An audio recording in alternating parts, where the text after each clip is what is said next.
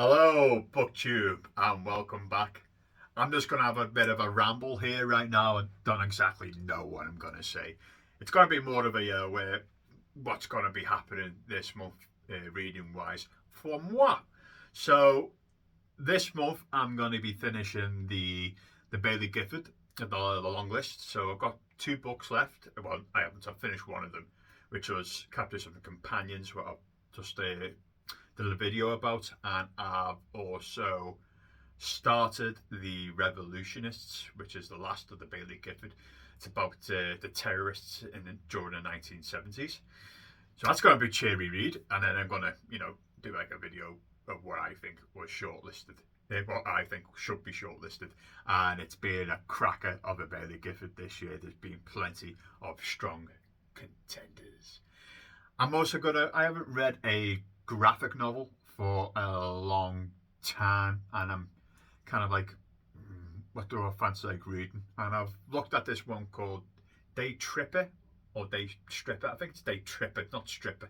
I wish, but it's like ink art all the way through the graphic novel, and I might pick up that if I can get it cheap enough. Because one of the things I hate doing is paying £20 for a graphic novel. Oh. And I watched Randy, the literate Texan, the other day, and he was going to read 3 books. I think he's going to read it between October and January, and it's Dracula, The Lord of the Rings, and a book I'm interested in rereading again. Stephen King, The Stand, the big meaty thing that is Stephen King's The Stand. This is probably one of his well-known novels, the Stand, the battle between good and evil, dystopian future, all that, the plague has come. When I read this, must be 6-7 years ago now, I enjoyed it because I've got pretty much a kind of 50-50 relationship with Stephen King novels. I either properly like them, oh god, they were awful. I mean, I don't know if you can see him. One of the book series, no, you can't really see him, can you? Is the Stephen King, The Dark Tower books. But even still, with The Dark Tower, you can see the softbacks up there as well. Even with The Dark Tower, for those who have read The Dark Tower, I hate how it ended. I hate how it ended. I hate it. I couldn't believe. How did you end it like that? Oh, I was so disappointed in how it ended.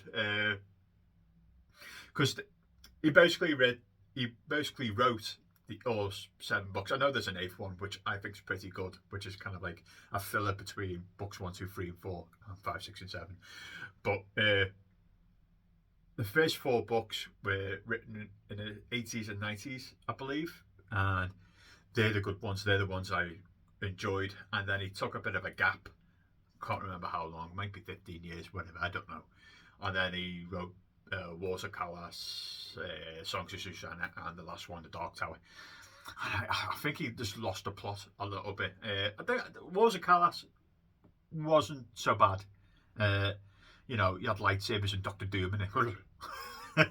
But Songs of Susanna, and then the hideousness of the the last one. Oh, I did not like how it ended at all.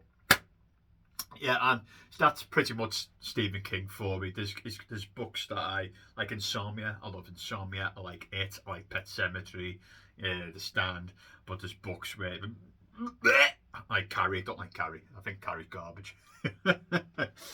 So some of the non-fiction ones I'm going to be reading is, I can't remember the author's name. Joe Pulaski, I think.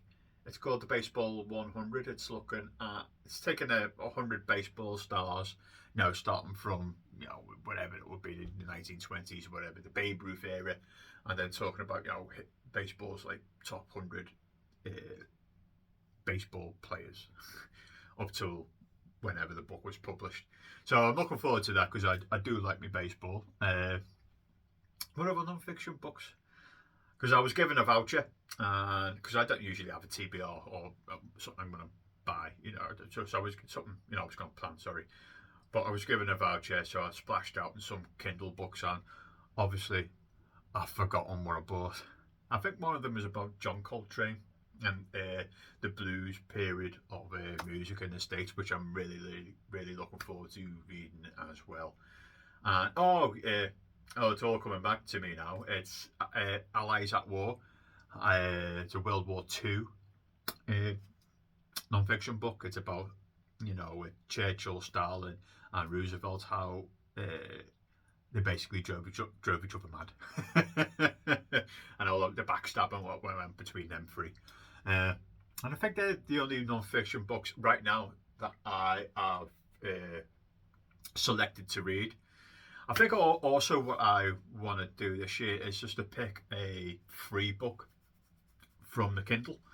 It's probably an independent free book, yeah, and just give it a chance. Give an independent free purchase on the Kindle because I'm cheap, and see how they are. I think I've got them quite snobby, I've got in my head that the majority of the ones I'm going to pick they're going to be awful, but who knows?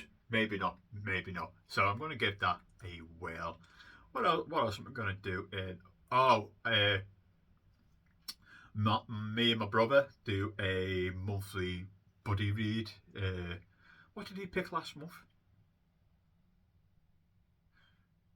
Oh, it was Shorty September last month, wasn't it? And he picked The Bloody Chamber. My brother didn't like it either. He's got the same critiques as I did with that book. So, because it's October, I will be picking a horror novel, and I have picked the horror novel. I picked it last night, and for the life of me, I keep on forgetting the title of the bloody book. It's something Coffin. Ah! Oh, yeah. The book covers like a road, and there's a skull eating half the road. Oh, something Coffin. It's gonna drive me insane. Anyway, that's the book I'm picking to read for my horror selection this time round. The previous horror books I chose, pretty much I didn't like them. My brother liked one of them. The Ghost Story is his favourite that I've picked for horror, which is kind of like a precursor to like the Stephen King era. It's about like a ghost who's seeking revenge, a bloody revenge against a bunch of old people. That's basically a Ghost Story. I thought it was, typical horror tropey, but my brother really liked it, so maybe that's a positive.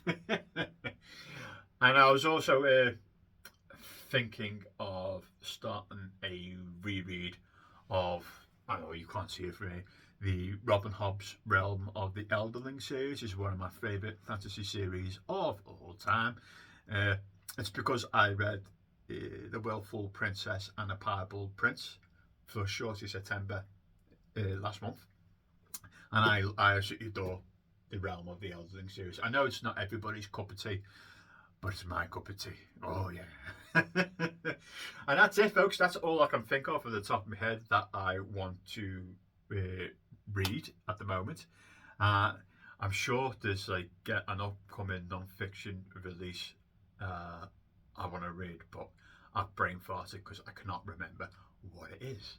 So that's it, folks, and I'll speak to you soon. See you later, Booktube.